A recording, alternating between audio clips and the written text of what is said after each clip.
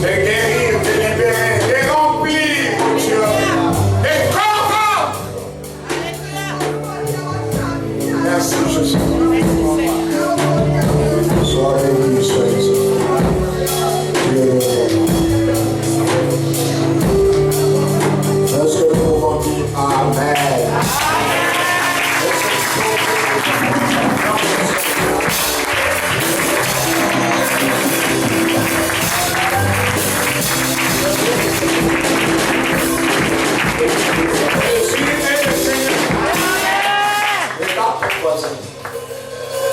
Dieu lui offre une temps d'acclamation. Tu acclames.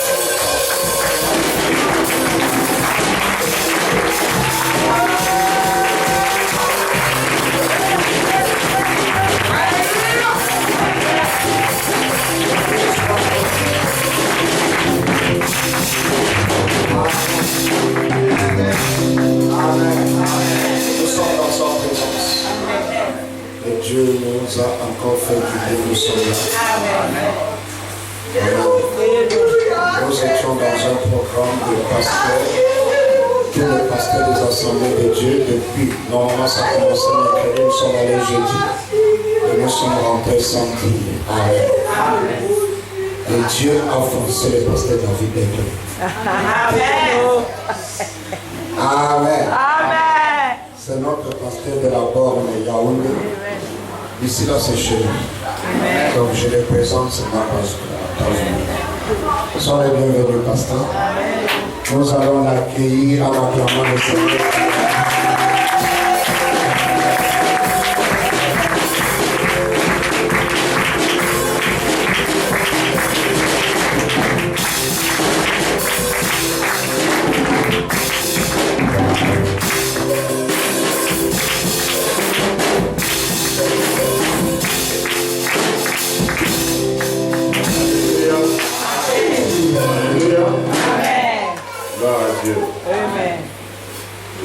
Je vous salue au nom de Jésus. Amen.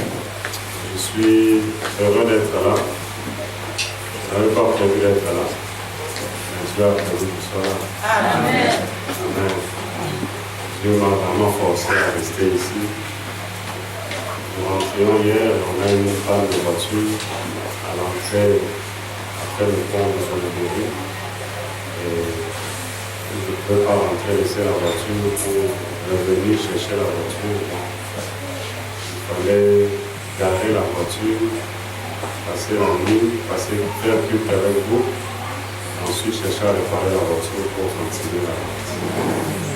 Mais je bénis le Seigneur pour la grâce qui m'a fait d'être ici.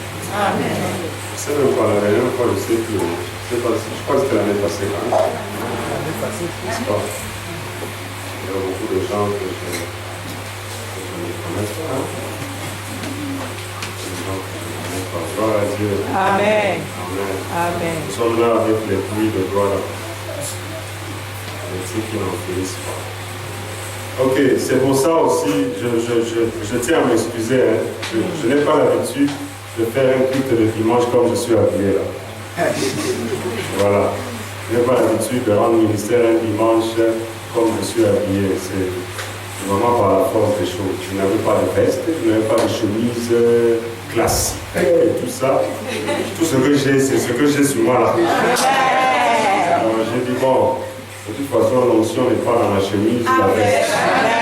N'est-ce pas? On va rendre ministère comme ça. De toute façon, je suis africain, nous sommes quand même. Amen. Amen. Alléluia. Gloire à Dieu. Nous allons prier une minute. Seigneur, nous te bénissons pour ta présence ce matin. Nous savons que tu as prévu ce jour et que tu es là. Et parce que tu es là, tout le reste ne nous intéresse plus, Seigneur. Le fait que tu sois là, c'est notre suffisance. Ta présence est notre suffisance, Seigneur. Et je crois en ce jour que tu as décidé et voulu nous bénir au travers de ces moments. Nous voulons partager ta parole. Nous prions qu'elle ne vienne pas de l'homme, qu'elle vienne de toi. Nous prions, Seigneur, que ce que nous allons dire ne vienne pas de notre intellect, mais que ça vienne de notre cœur en fusion avec ton cœur. Nous prions, Seigneur mon Dieu, que cette parole bénisse la vie de quelqu'un. Que cette parole propulse la vie de quelqu'un. Que cette parole détruise l'œuvre de l'ennemi dans la vie de quelqu'un. Cela dans le nom redoutable de Jésus. Nous disons Amen. Amen. Que Dieu vous bénisse. Vous pouvez vous asseoir, décider. Nous sommes heureux d'être là et heureux de voir certaines personnes. Heureux d'avoir mon frère qui m'interprète encore. Je suis content. Amen. C'est un bonheur d'être au milieu de vous. N'empêche, je vous transmets les salutations de mon épouse. D'abord elle, ensuite mes enfants, et ensuite toute l'église de la Bonne Yahweh. Alléluia. Que Dieu vous bénisse ce matin. J'étais en train de dire quand on était à côté avec votre pasteur. J'étais en train de dire, bon, je vais trouver un week-end où je viendrai spécialement, je viens vendredi, on fait culte, et le dimanche, nous rentrons. Mais je ne savais pas que le dimanche là, c'était derrière le dimanche. I didn't know that's all that I was talking about was this one. Bon, c'est Dieu qui fait ces choses. God is the one doing his things. Alléluia. Amen. Gloire à Dieu. Glory to God. Ouvrez avec moi vos Bibles et allons tout droit dans la parole de Dieu. Let us go straight to the word of God. Je vais partager avec vous quelque chose qui me tient à cœur depuis quelques temps. Allons dans 1 Jean chapitre 4. 1 John chapter 4. Nous lirons du verset 4 au verset 8. C'est vrai que je n'entrerai pas vraiment en profondeur dans ce texte. Mais je vais m'en servir quand même. 1 Jean chapitre 4. 1 John chapter 4. Verset 4 à 8. 4 to 8.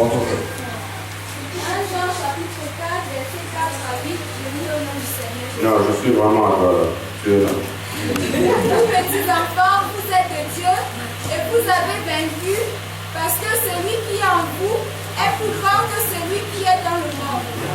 Eux, ils sont du monde, c'est pourquoi ils parlent d'après le monde et le monde les écoute. Nous sommes de Dieu, celui qui connaît Dieu nous écoute. Celui qui n'est pas de Dieu ne nous écoute pas. C'est par là que nous connaissons l'esprit de la vérité et l'esprit de l'erreur. Bien-aimés, aimons-nous les uns les autres, car l'amour de Dieu est, et quiconque aime est né de Dieu et connaît Dieu. Celui qui n'aime pas n'a pas connu Dieu, car Dieu est amour. Alléluia. Amen. Et quiconque est né de Dieu Born of God. connaît Dieu. Knows God. Né de Dieu Born of God. connaît Dieu. Knows God. J'aime bien ce texte. I love this text. Et je suis en train de m'appuyer sur ce texte On this text too. pour une série de messages que j'ai commencé chez nous à l'église, I started onto the church. que j'ai intitulé Naître de The Dieu. entitled Born. Mais ce matin, je parlerai de 4 catégories de personnes 4 categories of people qui fréquentent nos églises. that come to our churches. 4 catégories de personnes. 4 categories of people. Je vais vous dire pourquoi j'en parle. Why I'll say unto you why I'm talking about. Parce qu'après une certaine observation, So after an observation, après analyse, after analyzing, je suis arrivé à une conclusion selon laquelle unto which l'un des problèmes majeurs de l'église du XXIe siècle of the church of this decade n'est rien d'autre que la qualité des gens qui composent cette église. is nothing if not the quality of people that compose the church. Est-ce qu'il y a quelqu'un dans cette salle qui aurait du mal si je ne parle qu'en français? Merci mon frère. Je préfère y aller. Oui, je préfère aller, mais sinon je ne vais pas finir ce que j'ai à dire. Amen. Alléluia. Le constat est le suivant. Le grand problème, l'un des grands problèmes de l'église du XXIe siècle c'est la qualité des gens qui composent cette église. Amen. Je ne parle pas de l'église corps de Christ, ce rassemblement de chrétiens à travers le monde, ce rassemblement d'hommes et de femmes qui ont cru, qui ont véritablement cru, qui sont vraiment nés de Dieu et qui sont disséminés à travers la terre. Je ne parle pas de cette église-là. Cette église-là est parfaite. Cette église-là est puissante. Cette église-là est intouchable. Cette église-là n'est pas vulnérable. Je ne parle pas de cette église. Je parle de nos églises locales. Les rassemblements que nous formons.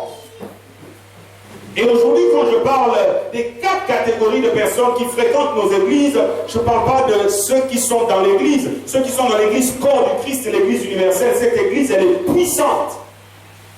Je parle des gens qui entrent dans nos églises locales. Je parle des gens qui disent appartenir à nos églises locales.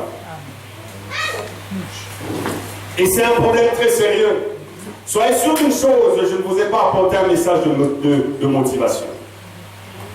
Ce n'est pas un message de motivation que je vais vous prêcher. Et je ne vous prêcherai pas non plus un message d'espérance dans le sens de vous êtes dans des problèmes, un message d'encouragement. Ce n'est pas le message que j'ai ce matin. Le message que j'ai, c'est quelque chose qui me tient sérieusement à cœur. Je suis pasteur. Ça fait une 15aine d'années que je suis dans le ministère. Et ce que j'ai vu dans le ministère me pousse à réfléchir profondément sur la qualité d'hommes et de femmes qui fréquentent nos églises. Nous n'irons nulle part avec le type de gens que nous avons à l'église. Nulle part. Écoutez ce que Jean dit. Vos petits-enfants, vous êtes de Dieu. Vous savez ce que signifie être de Dieu? C'est appartenir à Dieu. Mais c'est plus que ça. C'est émaner de Dieu. Sortir de Dieu. Être engendré de Dieu. Quelqu'un me dit amen. Être de Dieu, c'est pas seulement confesser Dieu. C'est pas seulement professer Dieu. Être de Dieu, c'est être né de Dieu. Ce qui est né de Dieu est sorti de Dieu et a la nature de Dieu. On ne peut engendrer que selon son espèce. Aucun manguier ne peut produire des avocats. Un homme ne peut pas engendrer un singe. On n'engendre que selon son espèce. Et Jean dit, né de Dieu, celui qui, vous petits enfants, vous êtes de Dieu. J'aime bien cet encouragement parce que dans ce passage, il dira, vous petits enfants, vous vieillards, vous jeunes. Mais aux petits enfants qui sont encore faibles, qui sont encore tout petits, qui viennent de croire, qui sont encore à un certain niveau dans leur marche avec le Seigneur, qui viennent à peine de connaître le Seigneur, il leur dit, vous êtes de Dieu, que personne ne vous minimise. Amen. Ça veut dire, vous appartenez à Dieu, vous sortez de Dieu, vous avez la nature de Dieu, vous ressemblez à Dieu. Ce qui est en vous, c'est ce qui est en Dieu. Amen. Amen. Alléluia. Et ça, c'est quelque chose d'important. Ce qui ne vient pas de Dieu ne subsiste pas à côté de Dieu. Amen. Ce qui n'a pas la même nature que Dieu ne cohabite pas dans la présence de Dieu. Amen. Or, le corps universel, le corps de Jésus, le corps spirituel de Christ qu'est l'Église, est saint, puissant. Mais beaucoup de gens peuvent venir à l'Église comme cela, sans jamais être nés de Dieu. Et je vais vous dire la triste réalité, le triste constat. C'est que malheureusement, 80% parfois plus de ceux qui viennent dans nos églises ne sont pas nés de Dieu.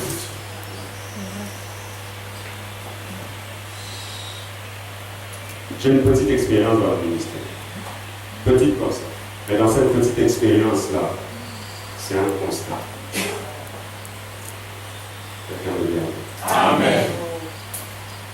Le problème, c'est la qualité des gens qui composent les différentes assemblées. Quelle que soit la taille de cette assemblée, il ne s'agit pas de la taille de l'assemblée. Il s'agit des hommes et des femmes qui sont dans cette assemblée, qui prétendent appartenir à cette assemblée et qui prétendent appartenir à Jésus.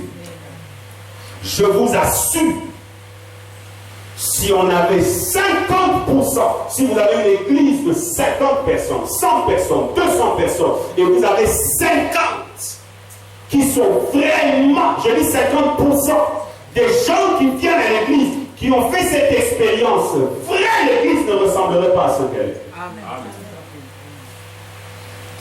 L'église ne pourrait pas ressembler à ce à quoi elle ressemble. J'ai dit chez moi, je vais vous démontrer, pour la plupart d'entre vous, que vous n'êtes que des religieux, vous n'êtes pas des chrétiens. Les gens me regardaient comme ça.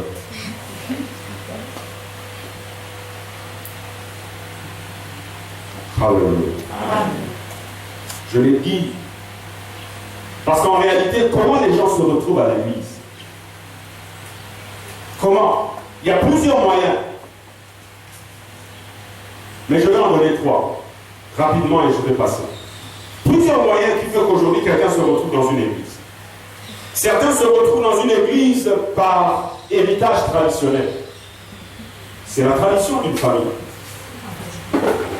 C'est pour ça qu'on entendait quelqu'un vous dire, nous, chez nous, on est, chez vous, c'est tout. Nous, chez nous, tout le monde est. Depuis nos arrière-grands-parents, ils nous ont laissés dans cette église. Et vous avez la prétention d'être chrétien. Je dis c'est de la prétention.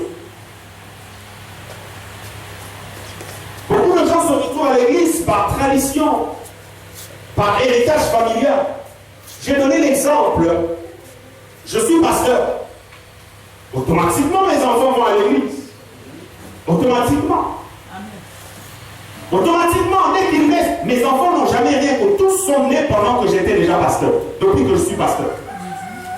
Tous mes enfants, j'en ai 3 par la grâce de Dieu, tous sont nés, ils ont trouvé un papa qui est pasteur. Mais ils ne connaissent pas autre chose. Tout ce qu'ils savent, c'est que le dimanche matin, on va à l'église, le mardi, on est à l'église, le vendredi aussi, on est à l'église, sauf si, voilà, ils peuvent rester, mais papa et maman sont à l'église. Ils savent que la vie de l'église, c'est leur vie. Mais mes amis, ça ne fait pas d'eux des chrétiens. Amen.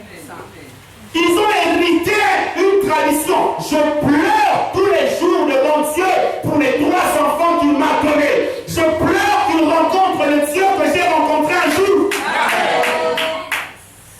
Et je sais que c'est encore plus difficile pour eux parce qu'ils viennent à l'église avec papa depuis qu'ils sont bébés. Ils peuvent s'habituer. Je vais vous donner un exemple. Ma fille Emma le sait. On prie tous les matins à la maison. De 6h30 à 7h. On a une dévotion matinale. J'ai un fils qui a 9 ans. Ce garçon, vous savez, à un moment donné, je me demande si lui n'a pas déjà fait l'expérience de nouvelle naissance. Je soupire après Dieu que ce soit ça. Je ne sais pas. Parce qu'il fait des choses qui parfois m'étonnent. Savez-vous que ce petit garçon de 2 ans a commencé à lire le Nouveau Testament sans que personne ne lui dise. De Matthieu. Il a lu tout le livre de Matthieu. Tout le livre de Marc. Je ne sais pas où il est maintenant. Je ne lui ai pas demandé dernièrement où il est. Il ne vous dit pas qu'il le fait. Mais il est en train de le lire. Et quand nous prions le matin, j'ai constaté qu'il a l'habitude, quand j'élève la voix, il a l'habitude de reprendre les paroles que je suis en train de dire. Les mêmes paroles de prière. Et vous allez voir comment il s'habitue. Finalement, ce sont des paroles qui vont rester dans sa mémoire. Il va grandir avec l'habitude de prier, avec le type de paroles qu'il a entendu papa prononcer. Et puis finalement, vous pensez qu'il est chrétien. Il ne l'est pas. Et il va prier avec ferveur et zèle. Vous pensez qu'il est chrétien. Il n'est pas chrétien. Il a appris ça quelque part. C'est intellectuel. Ce n'est pas encore descendu dans le cœur. C'est pourquoi je dis, je languis devant Dieu pour que ça descende dans le cœur. comprendra le sens des paroles qu'il prononce. Il comprendra le sens des livres qu'il est en train de lire.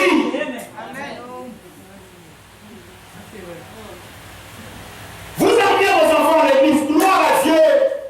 Mais combien sont ces parents qui mettent leurs genoux au sol pour dire je les amène à l'église? Vous savez, le problème des chrétiens, c'est quoi? C'est qu'ils amènent leurs enfants à l'église lorsque l'église est à l'école du dimanche.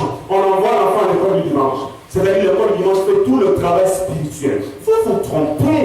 Vous êtes les premiers pasteurs de vos enfants. Si vous ne le faites pas, vous allez tuer vos enfants. Vous allez faire en sorte que demain vous commencez à pleurer. Ma première fille entre dans l'adolescence et je sais comment les choses sont en train de bouger en elle. Je sais comment je languis devant Dieu pour cet enfant. Amen. Et parfois je tremble comme ça. Il n'y a aucune garantie parce que c'est l'enfant d'un pasteur. Il n'y a pas de garantie. Il faut naître de Dieu. Tant que vous n'êtes pas né de Dieu. Et nos églises sont là. Beaucoup de gens sont à l'église parce qu'ils sont là depuis. Ils ont pris l'habitude d'être là. Et certains sont à l'église par l'influence de l'environnement. Je viens d'un pays qui a connu un réveil puissant dans les années 70 et 80. Et ce réveil a laissé des traces jusqu'aujourd'hui, si bien que les églises sont pleines. Ce sont des églises de milliers, 5 000, 10 000 personnes. Mais quelle qualité, ce n'est plus le même réveil des années 80-90.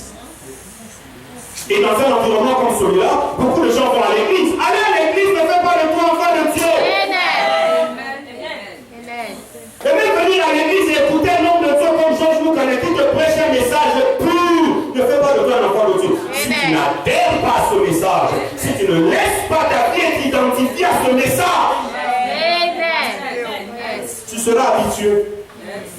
Et le danger, c'est justement être habitué. Connaissez-vous le nombre des membres de l'église de Jésus? 120. Il en a laissé 120. Il n'a pas laissé des milliers. Les milliers couraient après lui tous les jours. Mais la vérité, c'est qu'il n'en a laissé que 120. 120 disciples. Amen. Tous les restes, c'était des bandits qui couraient derrière et qui cherchaient à manger. Il y a des gens qui devaient sûrement aller tous les jours avec leur thermos de thé et de café. Il y aura pain là-bas. Il y aura multiplication de pain. Thermos, moi j'ai là mon thermos de thé et mon thermos de café. On peut y aller. Le gars est très fort. On n'a pas besoin d'acheter le pain. Là-bas, on va trouver. Même si on fait 3 jours, il parle. À un moment donné, il va lâcher quelque chose. Et on va manger. On peut faire quelques économies. Mais en fin de compte, qu'est-ce qui s'est passé? Quelqu'un me dit Amen. Les gens se retrouvent à l'église de différentes façons. Par une influence. Aujourd'hui, de plus en plus, même au Cameroun, le mouvement pentecôtiste prend. Je dis bien le mouvement, je ne parle pas du réveil, je dis le mouvement pentecôtiste. Parce qu'il y a aussi une religion pentecôtiste. Où vous avez appris à prier même comme ça, et à chasser les démons, à prier fort. Vous connaissez tout ce qui se fait, vous connaissez toutes les formes de prière, mais vous n'avez pas Dieu. Et vous n'êtes pas avec Dieu. Vous n'avez jamais fait une expérience qui a fait de vous quelqu'un qui est né en Dieu, né de Dieu. Vous n'êtes jamais né de Dieu. Faites très attention. Je prie Dieu que quelqu'un examine véritablement ses origines spirituelles ce matin. Amen. Faites attention de ne pas passer votre temps à l'église pour rien. Je refuse de passer 15 ans à l'église pour qu'un jour j'entende cette phrase et je ne t'ai jamais connu. Hey! Never! Même pas que je te connaissais à un moment donné, tu allais dire je t'ai tourné le dos. Toi, je ne t'ai jamais connu.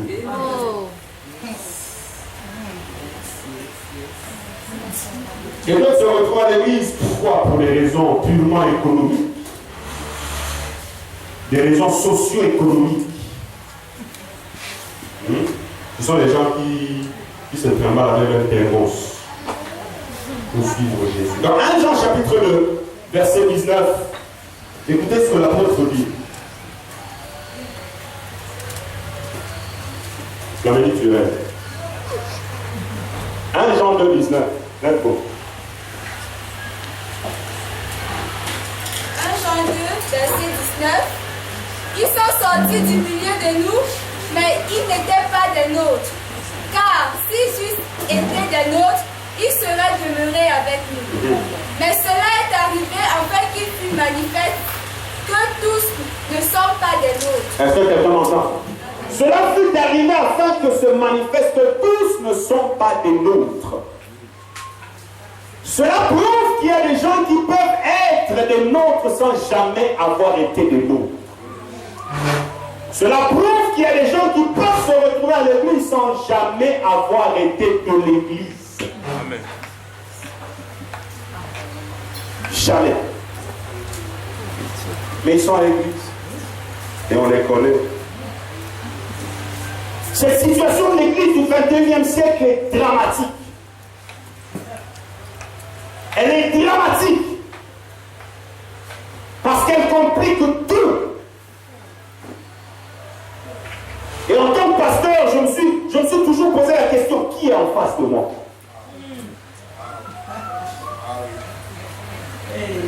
Il y a un homme de Dieu, un papa, un prédicateur américain que j'aime beaucoup, Noel Jones. J'ai de nombreuses prédications de Noel Jones. Et dans l'une de ses prédications, il a dit une chose qui m'a poussé à réfléchir en tant que berger de troupeau, en tant que prédicateur de l'évangile et en tant que pasteur. Il parlait de Judas l'Iscariote. Et il a dit une chose, il a dit Jésus en avait 12. Mais dans les 12, il y avait un démon. 12. Dans les 12, il y avait un démon. Nous, on en a combien? Et j'ai dit, c'est Jésus qui, pour les choisir et aller sur la montagne, a passé toute une nuit pleurant devant Dieu. Certainement qu'il a vu le cœur de Judas, mais dans son cœur, il a dit, je peux y arriver. Ce jeune homme, je peux le sortir de là. Mais à la fin, il a dit, j'ai gardé tout ce que tu m'as donné, sauf le fils de la perdition. Parmi eux, il y avait un démon. Parmi les 12, nous, on a à l'église 80 personnes, 100 personnes. Dans certaines églises, c'est 400 personnes, 5000 personnes. Combien de démons? Si Jésus, dans 12, il en avait un. C'est pourquoi je me suis toujours demandé qui est en face de moi. Et je vais vous dire, frère, j'aime tout le monde. Je crois en tout le monde, mais je n'ai pas confiance en tout le monde. Amen. Amen. Quelqu'un m'a dit ça, c'est quelqu'un de pasteur. Je suis pasteur, mon frère. J'ai beaucoup d'expérience. J'ai vécu des choses. J'aime tout le monde. Je crois dans la capacité, dans le potentiel qu'il y a en tout le monde de changer, de connaître Dieu, d'aller loin. Mais je me méfie quand même.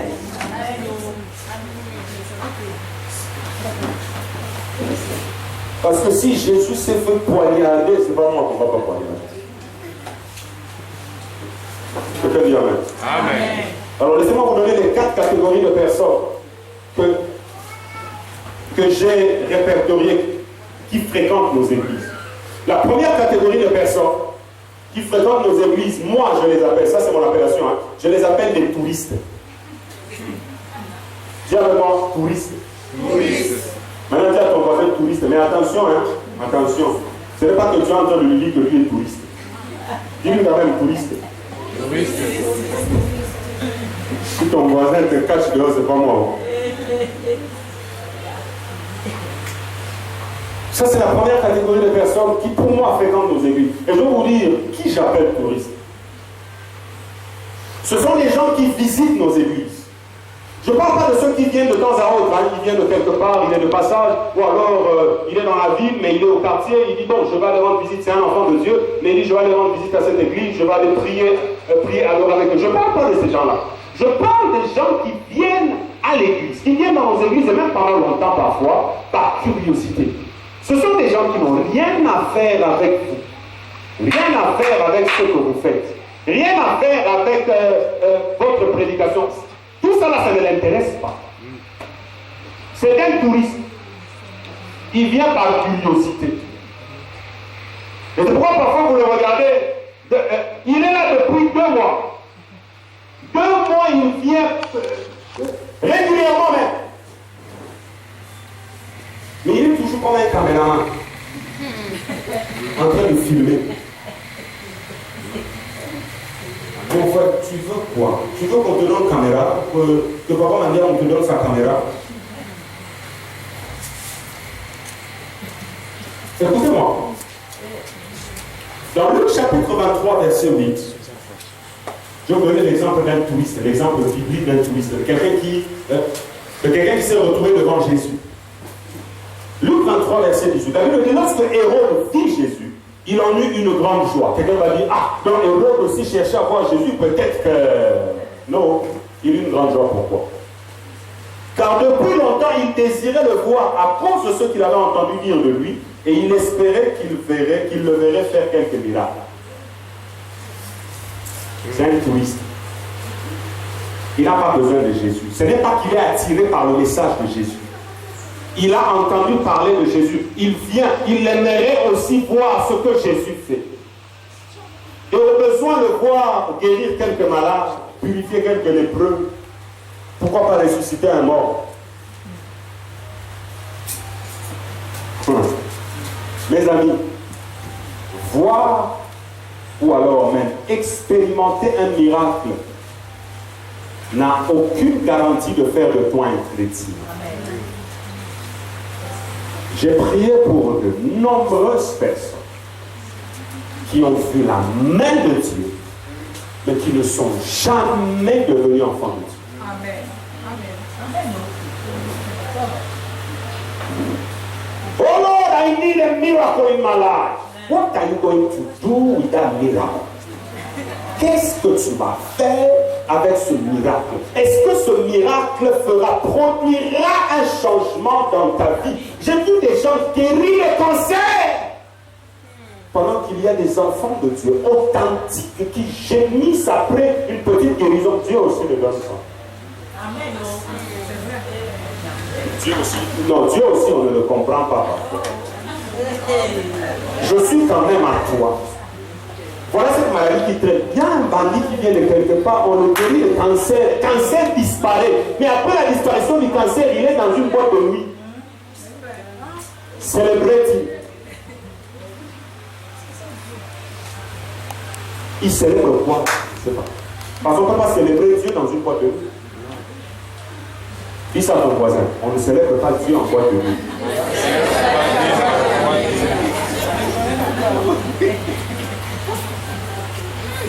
C'est ça. Alléluia. Hérode voulait voir Jésus et espérait même voir un miracle. Pas pour qu'il change. C'est un touriste. On m'a dit que le gars là prophétise. Moi aussi je vais aller. Il vient, il s'assoit. Mais moi-même j'ai plus de médecine. Le gars est fort, hein. Mon frère, fort là, ça t'a fait quoi? Fort là, tu vas aller en enfer en disant fort. Et dans la catégorie des touristes, c'est pas seulement ceux qui viennent par curiosité, mais il y en a qui viennent avec des intentions vraiment malsaines, qui viennent dans nos églises avec des intentions terribles. Je crois que je vous ai dit, tout le monde qui s'assoit en face de moi, je ne considère pas que c'est mon frère. C'est mon frère, mais ce n'est pas mon frère. Amen. It's my brother. Mais ce n'est pas mon frère. Parce que nous ne mangeons pas dans la même sauce. Pendant que je mange dans l'adoration, lui il mange dans une autre forme d'adoration. Il a un autre type d'adoration. Il a un autre Dieu qu'il adore. Et quand il vient avec des intentions manifestes. La Bible dit, Jean-Baptiste est en train de prêcher dans le désert. Qu'est-ce qui se passe? Les pharisiens et les sadducéens viennent aussi. va dire la puissance de Dieu a attiré les pharisiens et les sadducéens. Ce n'est pas la puissance de Dieu. Tous ceux qui viennent dans nos églises ne sont pas attirés par la puissance de Dieu. Yeah. Certains viennent attirés par autre chose. Est-ce que vous savez que certains viennent attirés par une vie? Oui.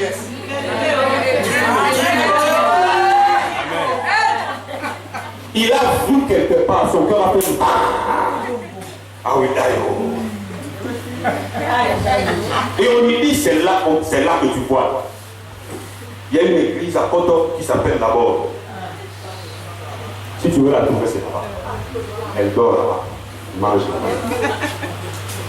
Et quand il arrive ici, il la voit en train de chanter comme ma fille Emma faisait tout à l'heure là. Il me dit, je vais mourir. Oh. Matthieu chapitre 3, écoutez ce que la Bible dit. Matthieu 3, verset 16. Mais voyant venir à son baptême beaucoup de pharisiens et de sadducéens, il leur dit, race de vipères, qui vous a appris à fuir la colère à venir? Jean-Baptiste aussi. Les nouveaux membres viennent à l'église comme ça. Tu es vraiment Jean-Baptiste. Tu n'es pas pasteur, hein? Le problème, c'est que je sais qui ils sont. Je sais ce qu'ils sont venus faire. Ils ont une intention malsaine. La vipère, c'est un serpent. Jean-Baptiste les a juste identifiés à leur vrai père. Le serpent ancien. Et la vipère, c'est un serpent. C'est l'image de la ruse. Ils ne sont pas venus attirer. Ils sont venus par ruse. Ils veulent mordre quelqu'un. Certains touristes sont dans nos églises avec un venin. Ils veulent mordre quelque part. Que ton venin là se consume au nom de Jésus. Jean-Baptiste a vu et il les appelle race de vipères. Qui vous a appris à fuir la colère à venir? Savez-vous qu'il y a une colère qui vient? Qui vous a appris à utiliser la ruse? Beaucoup de gens viennent à l'église s'imaginant calmer leur conscience en venant de temps en temps à l'église. S'imaginant qu'ils peuvent faire tout ce qu'ils font, mener la vie qu'ils font, mais quand même, il faut de temps en temps être à l'église de manière à fuir la colère à venir. Voilà ce que ça signifie. Qui vous a appris à fuir la colère qui est en train de venir? Qui vous a dit qu'on fuit la colère seulement en venant vous asseoir pour écouter? Non, de temps en temps, il faut écouter ces paroles. De temps en temps, il faut lever aussi les mains. De temps en temps, il faut aller à l'église pour prier. Même comme nous ne sommes pas tous parfaits, ça veut dire je suis quelqu'un qui vit dans le péché, mais de temps en temps, je vais à l'église pour me sanctifier. Mon frère, venir le matin comme ça ne te sanctifie pas. Ça ne te sanctifie pas. Écouter un bon message ne te sanctifie pas. Écoutez, chanter des cantiques saints ne fait pas de toi un saint. La sainteté est une identité. La sainteté est une identité. C'est pas parce que tu chantes de temps en temps pour calmer ta conscience. Après avoir fait un avortement la même semaine, tu vas à l'église parce que tu te dis Dieu est miséricordieux. Pardonne-nous pauvres pécheurs. Je ne suis plus pauvre pécheur moi. Non, je ne suis plus pauvre pécheur. Mes péchés ont été purifiés. J'ai été lavé de mes péchés. Je n'ai pas besoin de prier pardonne-nous pauvres pécheurs. Nous allons mourir. Tu vas mourir.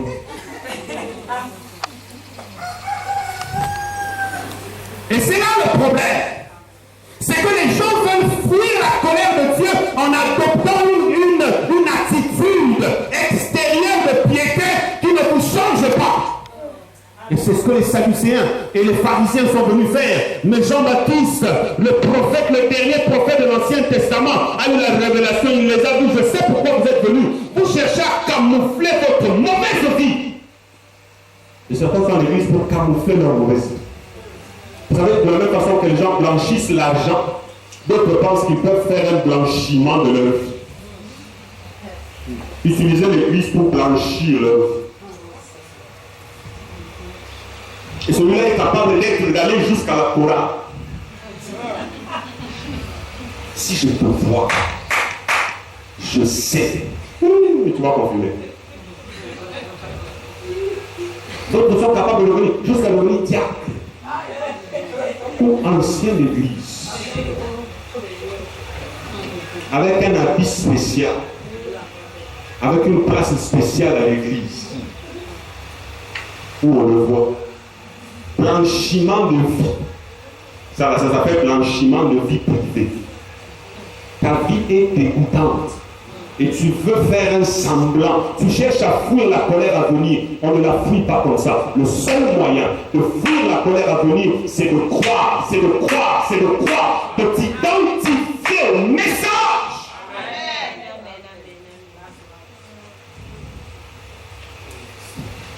Ce n'est pas en cherchant des calmants. La parole de Dieu n'est pas un calmant. La parole que nous prêchons, ce n'est pas du paracétamol. Le paracétamol ne guérit pas la maladie. Ça calme les symptômes de la maladie, mais la maladie est là. La parole que nous prêchons, c'est la quinine. Amen. Am I talking to somebody? Oh yes. Yes. Amen. Ça fait mal. Il y a des gens qui fuient ça. Comme quelqu'un qui a fui. Il ne veut pas boire. Si tu ne bois pas, tu meurs. On ne calme pas sa conscience. On purifie sa conscience.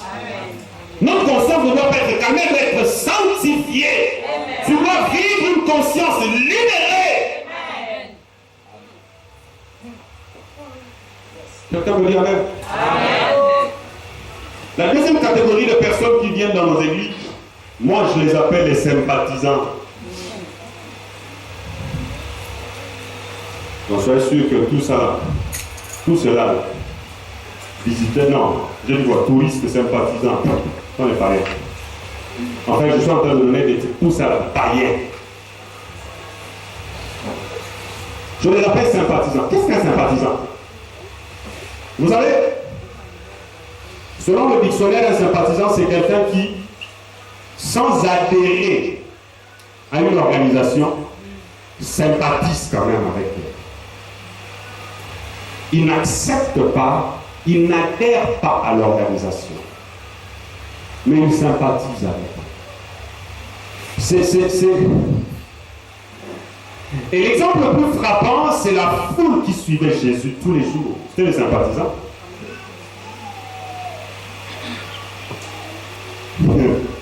C'est les gens qui pouvaient chanter pour Jésus. Bon, c'est pas parce que les gens chantent qu'ils ont cru. Chanter ne fait pas de toi. J'ai entendu d'autres dire chanter, c'est prier 2 fois. Sorcellerie, tu as appris ça. C'est écrit où? Montre-moi le passage qui dit chanter, c'est prier 2 fois. Les gens pouvaient chanter pour Jésus, mais ils n'ont jamais adhéré au message de Jésus, adhéré aux règles d'organisation du royaume. Ils n'ont jamais adhéré. Quels sont les sympathisants? Vous savez, les sympathisants sont comment? Ils viennent dans les églises, dans notre église. Ils disent, tiens, je crois que cette église sera mon église, parce que, surtout si c'est un intellectuel, hein. Mais moi j'aime les intellectuels. C'est parce que je vois que le gars là, il est cohérent dans son message. Je sens que son argumentation est bien structurée, c'est cohérent.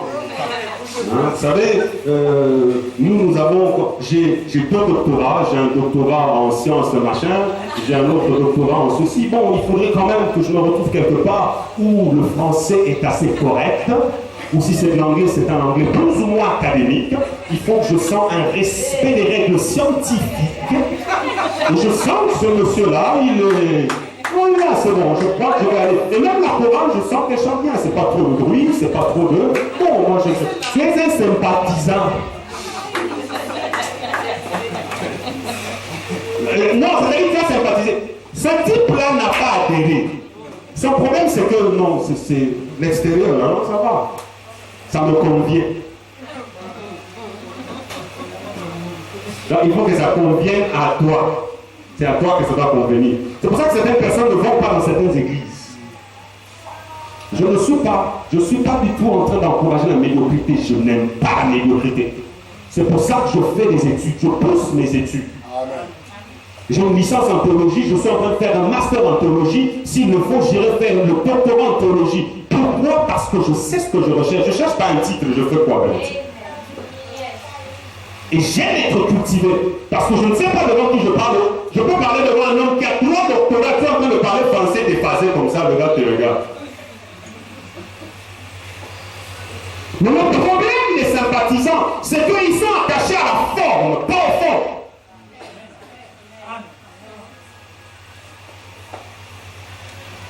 Ils n'ont pas adhéré. Vous ne pouvez pas compter sur un sympathisant. La vérité, c'est qu'il n'est pas avec vous. Quelqu'un me dit amen. On ne compte pas sur un sympathisant. Vous pouvez le voir et avoir l'impression d'être avec vous. C'est pour ça. C'est pour ça que chez nous à l'église, le dimanche, je regarde. Et je vois 80 personnes, 100 personnes, 90 personnes, adultes. Je dis, où? Si quelqu'un vient, il dit, mais mon frère, en tout cas au Cameroun, c'est quand même, 80 personnes, 100 personnes viennent à l'église, c'est que tu as fait du travail. Je dis, laisse-moi ça. Laisse-moi. Je connais les gens qui sont devant moi. En honneur. Il y a beaucoup de sympathisants. Et je ne mange pas le mot, je leur dis, vous êtes des sympathisants. Le pasteur a prêché bien. Je n'ai rien à faire avec tes compliments. Prêcher bien, ça ne m'intéresse pas. Je veux un message qui change quelqu'un. Si tu ne changes pas, ne me dis même pas que je prêche bien. Je n'ai pas besoin de compliments. Amen. Si tu viens me dire, parce que ton message m'a bouleversé, et depuis ce jour-là, je ne dors plus. Depuis ce jour-là, ma vie a changé. J'ai dit gloire à Dieu. J'ai atteint mon objectif. Je ne prêche pas un message pour faire plaisir aux gens et que les gens disent j'aime la façon de prêcher de cet homme-là. Combien de gens ont aimé la façon de prêcher de Jésus? Celui-ci parle, il parle comme ayant autorité. Il ne parle pas comme les scribes, mais la même foule dira crucifie-le. Les mêmes personnes. Pourquoi tes compliments ne m'intéressent pas? Parce que devant une situation, tu vas me tourner le dos bien en haut.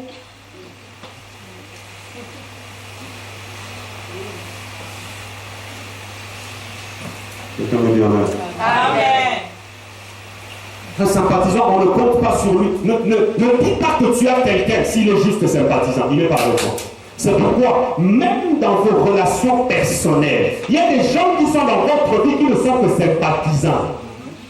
Ils n'ont jamais adhéré à votre vie. Malheur à toi si tu as épousé un sympathisant.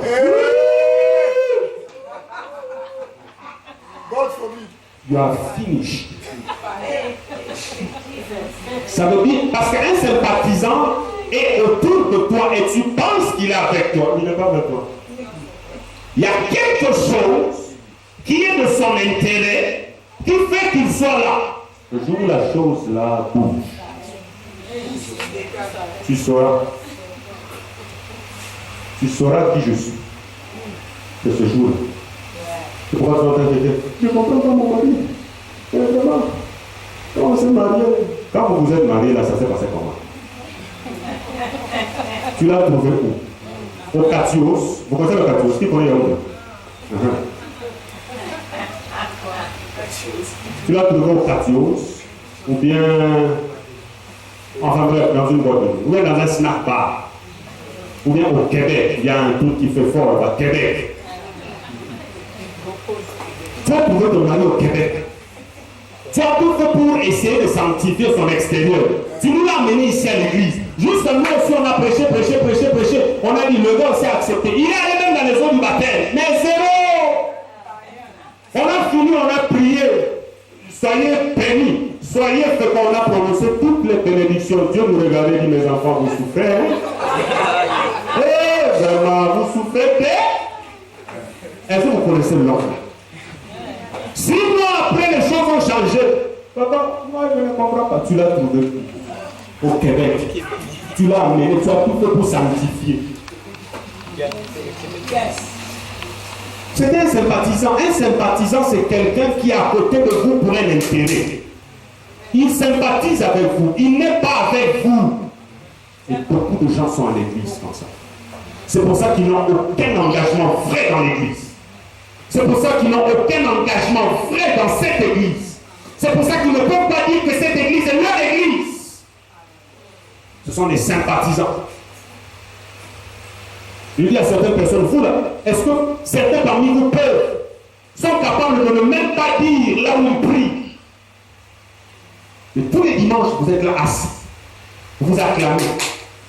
Et comme vous avez aussi appris comment on chante, vous chantez, vous connaissez les chants, vous savez comment on prie, vous priez comme nous, mais vous n'êtes pas avec nous.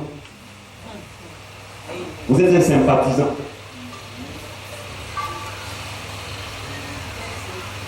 Que Dieu nous aide. Amen. Alléluia. Un sympathisant n'a pas cru au message de Jésus. Il s'est contenté d'apprécier le message de Jésus. Je peux apprécier une chose sans m'attacher à la chose. Est-ce que vous savez ça? Je peux apprécier la beauté d'une femme. Je peux dire que ma soeur, si tu es très jolie ce matin, j'ai apprécié. Est-ce que ça fait que je m'identifie à elle, je m'attache à elle? Non. Et je peux même, un sympathisant peut même chanter vos louanges, vanter vos mérites.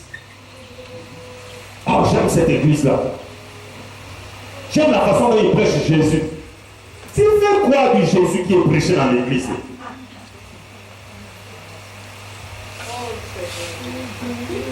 La troisième catégorie, je vais aller pour terminer, sinon on va dormir ici.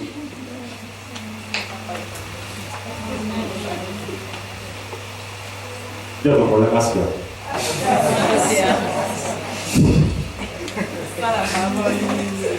Quand quelqu'un n'est pas sympathisant, le message ci là, ça ne le fait rien.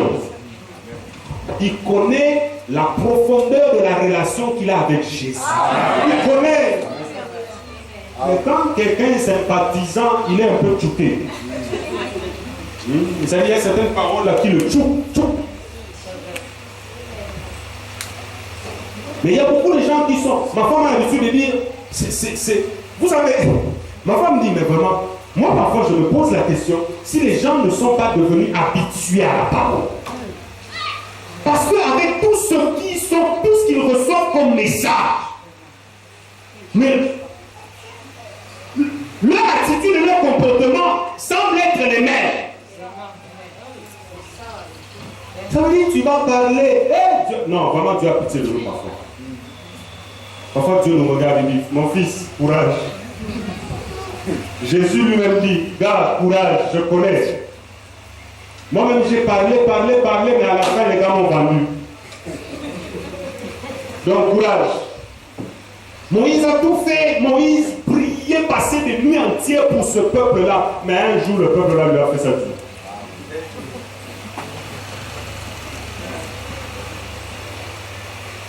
Une habitude, les gens sont devenus habitués aux choses que nous disons et d'autres sont. C'est pourquoi je disais, certains, ça tue. Mais il y a beaucoup de Jackie Chan dans l'église. Il y a des Bruce Lee, c'est-à-dire ils sont ceinture noire 4e dame. Ils sont capables de voir quand ça vient. On va pas me toucher. Il sait que ça tchouk, ça va faire fort. Et il sort de là, après avoir écouté un message qui devrait changer radicalement sa vie, mais il sort de là le même. Aucun changement. Ça n'a rien à voir avec le message, ça a à voir avec toi-même. Le message est le même, il est puissant. J'ai vu des gens être convertis sans écouter le type de prédication que vous écoutez tous les dimanches. Des gens se convertir avec juste un morceau de prédication. Ce n'est même pas une prédication. Il est tombé sur un morceau de la Bible. Il a lu, ça l'a bouleversé. Vous écoutez des prédications que votre pasteur prépare toute la semaine. La nuit de samedi, il est là en train de prier. Jusqu'à tu pries, tu ne dors pas. Tu pries, tu pleures, tu viens, tu parles. Quelqu'un te regarde, finis ta part. Moi, je vais partir. Non, c'est pour toi là-bas.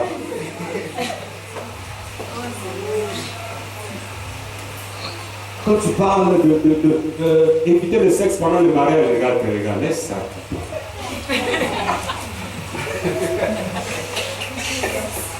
Laissez ça.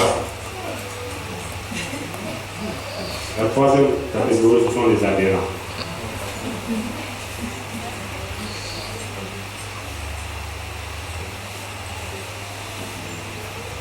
Les adhérents, ce sont des gens qui ne se sont pas limités à apprécier le message. Ce sont des gens qui ont adhéré au message. Ce sont des gens qui ont cru. Ce sont des gens qui ont vraiment une histoire avec Jésus. Aide-moi à poser une question à ton voisin. Est-ce que tu as une histoire avec Jésus? Est-ce que tu as une histoire avec Jésus? Il n'est pas question de l'histoire de ta famille. Ton histoire à toi avec Jésus. Nous souffrons dans l'église parce que beaucoup de gens n'ont pas une histoire personnelle avec Jésus. Je fais des enseignements, on fait des enseignements pour les nouveaux convertis et ceux qui veulent passer par les eaux du baptême pour devenir membre de l'église. Et après chaque enseignement, ils passent à un entretien avec moi. J'ai une question basique, fondamentale que je pose. Simplement, je demande à quelqu'un, donne-moi un bref témoignage. Dis-moi quand est-ce que tu as cru. Comment ça s'est passé? Dieu seul sait les réponses que je tu t'assois, tu dis, mais Seigneur, vraiment, Dieu, il faut... Tu sens que ce monsieur ou cette dame n'a jamais cru.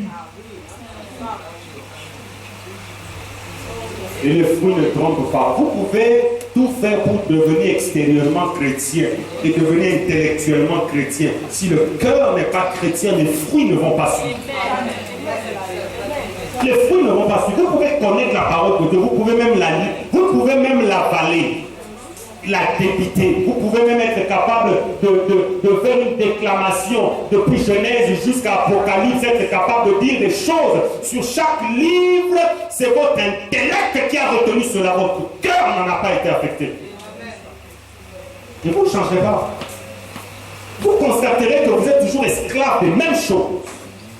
Vous êtes toujours esclave des mêmes péchés. Vous êtes esclave de l'alcool, vous êtes esclave. Parce que la Bible dit, vous connaîtrez la vérité. Connaître là, ce n'est pas connaître dans ta tête. Ce n'est pas l'intellect qui connaît. Les choses de Dieu, on ne les capte pas par l'intellect. On les comprend, mais le cœur doit être affecté. La vérité qui change, c'est celle qui pénètre le cœur, ce n'est pas celle qui s'arrête à la tête. Le pasteur a prêché un bon message. Vous êtes même capable, vous avez une mémoire, une mémoire d'éléphant. Capable d'expliquer le message du début à la fin. Mais ce message n'est resté que dans votre mémoire. Ça n'a pas secoué votre cœur. Je prie Dieu que la parole de Dieu te secoue. Amen. Je pensais que tu allais dire amen mieux que ça. Amen. Je comprends que tu es un danger public. Amen. Les adhérents, ce sont des gens qui ont cru. Je vais vous donner deux exemples dans la parole de Dieu. Il y a d'un côté Nicodème et d'un autre côté Joseph, qu'on appelle Joseph d'Arimathée. La Bible dit, ces deux hommes-là, quand on écrit Joseph d'Arimathée, on dit il était disciple de Jésus mais en secret. Ça c'est un adhérent. Ça veut dire, ce n'est pas qu'il n'est pas né de nouveau, il est né de nouveau. Il a vraiment été bouleversé dans son cœur. Mais il est bloqué par certaines choses. Il se soucie encore du camp d'Iraton. Joseph d'Arimathée dans la société de l'époque n'était pas n'importe qui. C'était un homme distingué, membre du conseil, respectable et respecté. Je pourrais dire l'équivalent d'un ministre d'État, d'un ministre du gouvernement aujourd'hui. La Bible dit, dans Jean chapitre 19, verset 38, après cela, Joseph d'Arimathée qui était disciple de Jésus, mais en secret par crainte des Juifs. Quelqu'un me dit amen. Amen. Il était disciple, ça veut dire qu'il avait cru. Mais, en fait, moi, je ne peux pas vraiment l'appeler disciple. Je dirais qu'il a cru. C'est un enfant de Dieu, mais il est encore... il se soucie encore de certaines choses.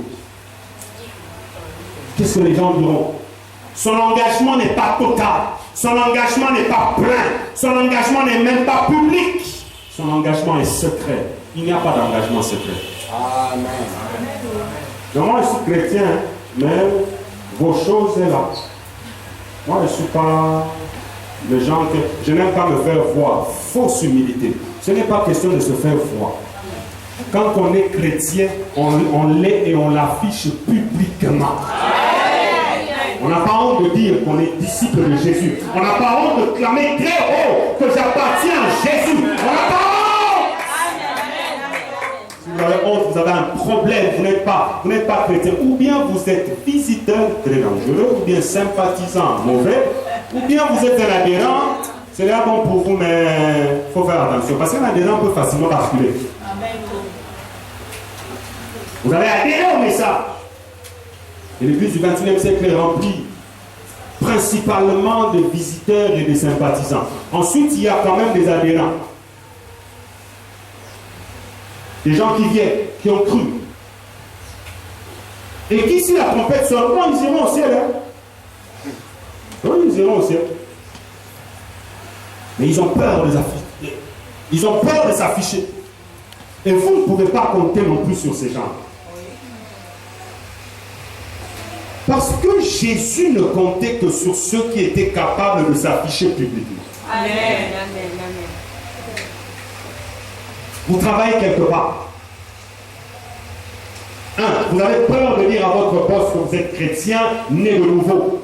Parce que vous avez peur d'être catalogué. Vous avez peur qu'on vous catalogue, qu'on vous étiquette, qu'on dise, vous les Jésus. Voilà les Jésus. Regardez, le type c'est devenu Camerounais, mais je suis Camerounais, mon frère. Tu as peur qu'on te catalogue. Tu as peur que le patron commence à te regarder un genre. Je te dis vrai. Si tu es chrétien, même si tu ne l'as pas encore dit, ça va transparaître. Et ton patron finira par sentir. Tu dis si c'est un bandit qui est de l'autre côté. Il finira par sentir. Mais je sens que quelque chose de compliqué entre ici tous les jours. Je sens que dans ma ceinture, là, il y a quelqu'un de compliqué. Et s'il a atteint des niveaux élevés dans l'autre côté, là, il va vite te voir. Mais nous avons des gens qui ont peur de s'afficher et qui, sous prétexte de ne pas vouloir perdre leur travail, accompagnent. Non, c'était parce que mon patron m'a dit que je devais l'accompagner en boîte de nuit. Mon patron. Non, je devais, parce qu'il y avait des visiteurs qui sont venus et il a dit il faut qu'on aille tous, il faut que toute la boîte aille célébrer au Québec. Je vais dire au patron, je ne parle pas. Je ne parle pas pourquoi. I am a Christian. I love Jesus. I cannot go there. S'il dit donc toi tu te crois être plus saint que les autres, je ne crois pas. Je suis. Si tu ne viens pas lundi matin, ta lettre de licenciement sera sur ta table. Dépose ça là-bas. Je viendrai trouver ça sur ma table. Et si je trouve ça, je dirai gloire à Jésus. Un adhérent ne fait pas ça. Un adhérent, mon travail, je vais nourrir mes enfants. Dieu lui-même connaît.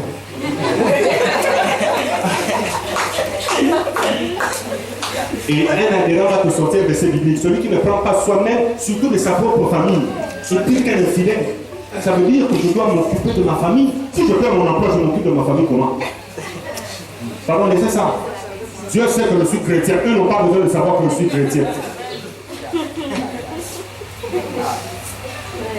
C'est un adhérent. Tu es en danger.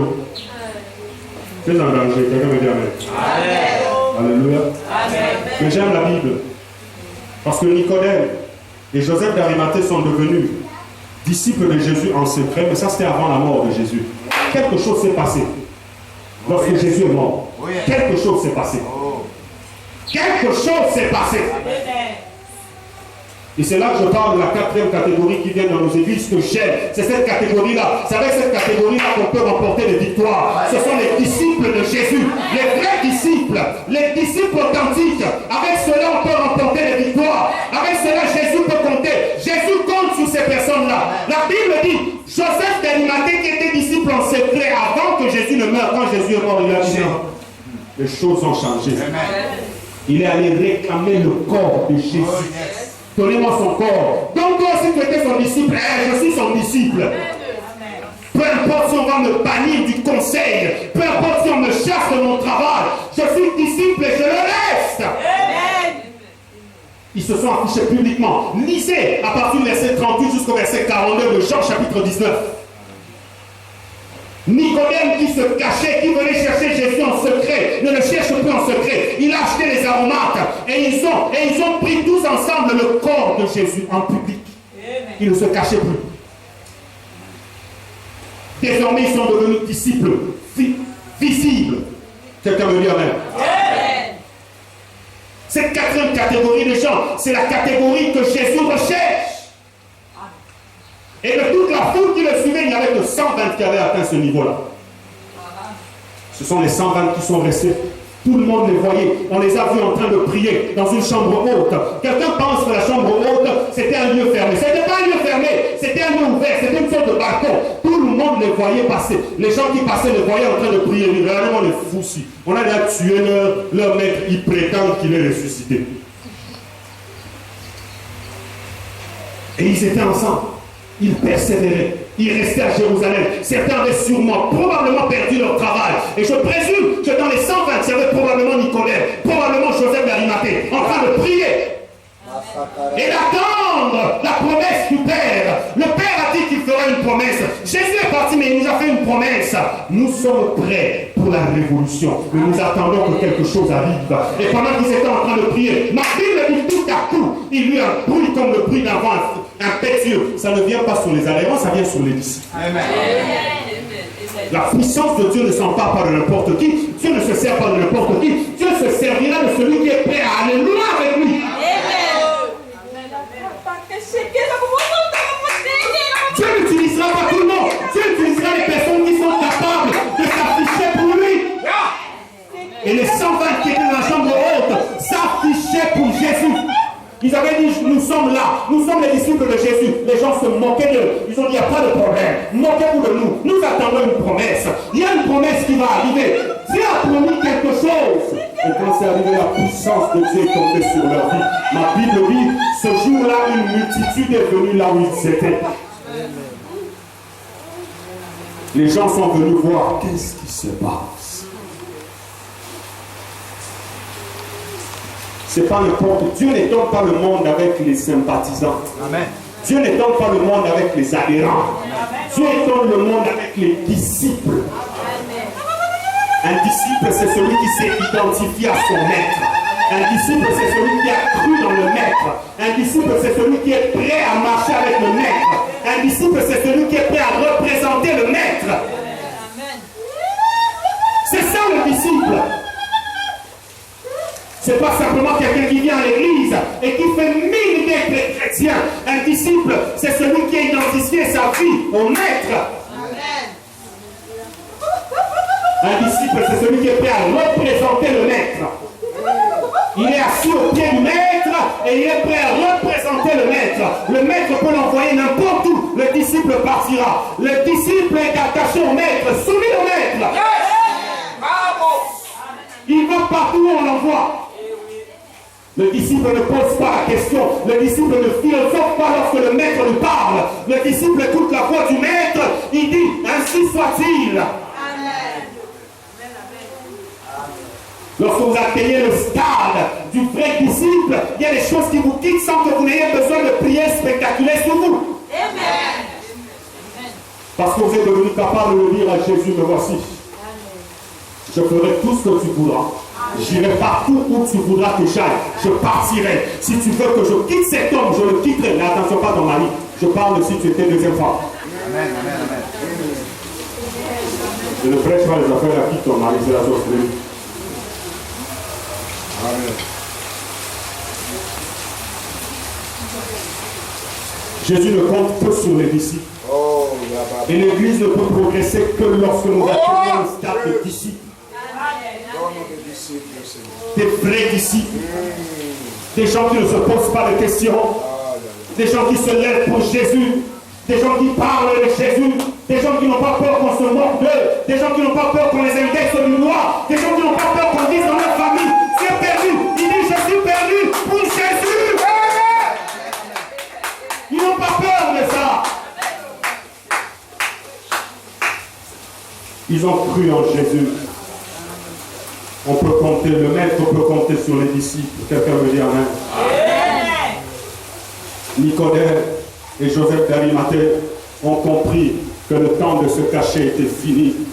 Le temps de rester en retrait est fini. Il est temps de se lever et de prendre les choses en main. Je suis membre de la maison de mon Père. Cette maison ne peut pas périr tant que je suis là. Quand l'Église a des disciples, l'Église ne perd pas. Quand l'Église a des disciples, les disciples se sacrifient pour elle. Quand l'Église a des disciples et que l'Église a des besoins, les disciples se sacrifient pour elle. Dieu nous posera des questions. Dieu nous demandera les comptes de tout ce que nous faisons, de ce que nous faisons de tout ce qu'il nous donne.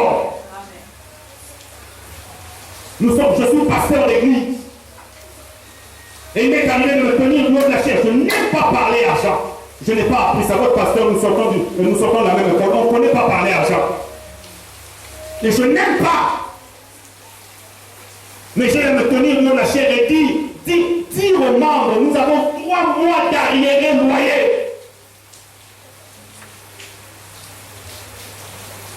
Et après, tout le monde te regarde. Le lendemain, tu apprends qu'il s'est envolé pour les États-Unis. Et l'autre est parti à Dubaï pour acheter la marchandise. Non, pas la marchandise, acheter les choses qu'il va mettre dans sa maison. Le mobilier de sa maison. Il s'est envolé pour aller à Dubaï, acheter le mobilier de sa maison. Mais la veille, je leur ai dit, nous avons 3 mois d'adhérer. C'est-à-dire que c'est un adhérent. Non, c'est pas un adhérent, c'est un sympathisant. Il a dit, c'est toi qui as 3 mois à adhérer, ce n'est pas moi. Oh Jésus. C'est toi. Je suis pasteur. Un seul mot, Dieu m'a appelé. Débrouille-toi avec tes affaires d'arriéré. J'ai un projet, je dois meubler ma maison. Ma femme ira à Dubaï demain. Mais j'aime Dieu. Je dis j'aime Dieu. Amen. Je dis j'aime Dieu. Amen.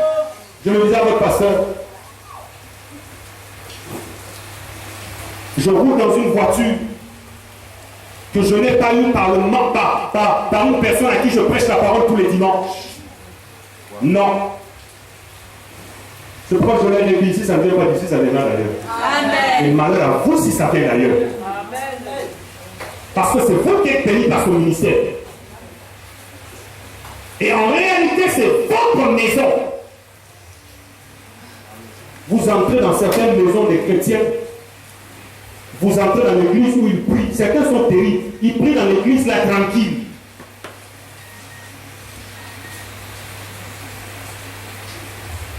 Un disciple, on peut compter sur lui.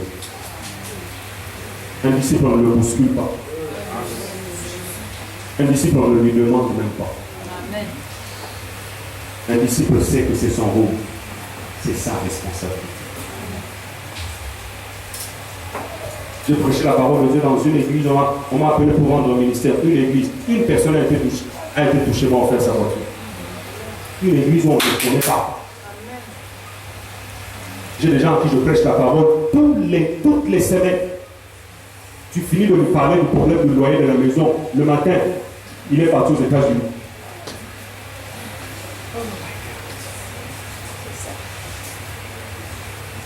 Que Dieu le veuille. Alléluia.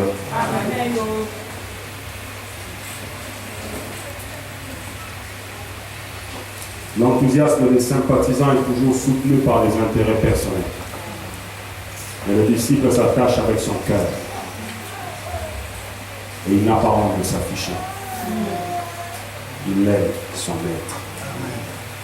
Il n'est pas seulement attaché aux enseignements de son maître, il est attaché à la personne de Jésus. Amen. Parce que le disciple, c'est l'épouse. Amen. C'est l'épouse. Il y a un lien très fort, très fort. Le disciple est amoureux de son maître. Tu touches à son maître, tu l'as touché. Tu parles mal de son maître, tu as parlé mal de lui. Le disciple aime son maître. Le disciple parle de son maître partout où il est. Le disciple, c'est celui dont le maître peut se servir devant le Père.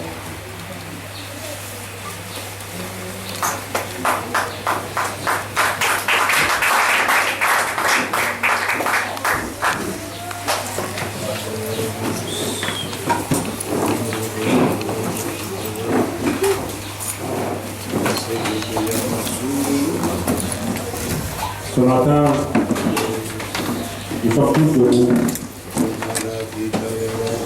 Nous prenons une attitude de prière. Je voudrais faire un appel. J'aimerais prier avec certaines personnes. Je voudrais prier avec celui qui ce matin a été touché par ce message et a réalisé en réalité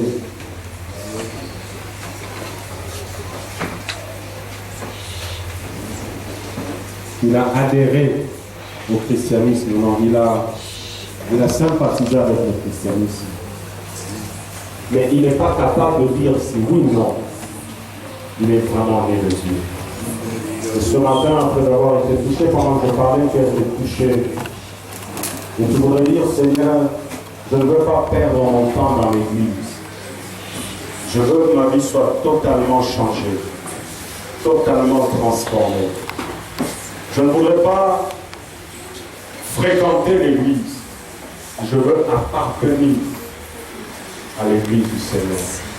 Parce que jusque-là, je réalise que je ne suis jamais devenu véritablement un enfant de Dieu. Si tu es là ce matin, c'est par toi que je vais commencer. Ensuite, je vais prier avec les autres. Lève ta main là où tu es.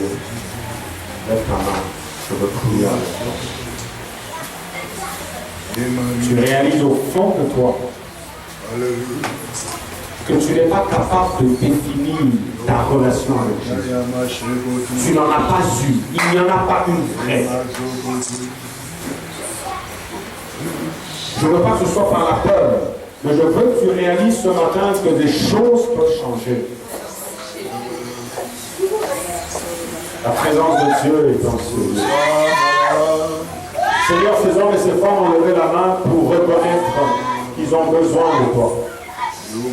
Et je prie que ta puissance, mon Dieu, vienne sur leur vie. Et que là où il n'y a jamais eu ce miracle authentique de nouvelle naissance, Saint-Esprit, je prie que tu amènes quelqu'un à une naissance authentique ce matin. Que quelqu'un naisse de Dieu par la puissance du Saint-Esprit. Que cette parole pénètre maintenant son cœur, transforme son cœur. Qu'une régénération authentique se produise là, maintenant, Seigneur. Qu'un changement vrai se produise. Qu'il cesse d'être quelqu'un qui professe le nom de Jésus sans vivre la vie de Jésus. Qu'il naisse de Dieu ce matin. Si, Seigneur, que ce changement puissant, fulgurant se produise. J'aimerais prier maintenant pour une deuxième catégorie de personnes. Ensuite, nous allons tous ensemble prier. Je veux prier pour celui qui a cru, a adhéré à une histoire avec Jésus, mais a continué à avoir peur de son entourage. Il a continué à se cacher, les disciples en secret. Si tu es là, toi, je ne veux pas que tu lèves la main, je veux que tu viennes ici devant, je vais prier avec toi. Tu es disciple, mais tu l'as été de manière un peu secrète. Tu es à l'église, mais tu l'es un peu de manière secrète. Si tu es là, viens devant, je vais prier avec toi. Ensuite, nous allons ensemble prier. Et je crois que le Seigneur et le Saint-Esprit feront ce matin ce qu'ils ont choisi de faire. Thank you, Holy Ghost. We welcome you. Hallelujah.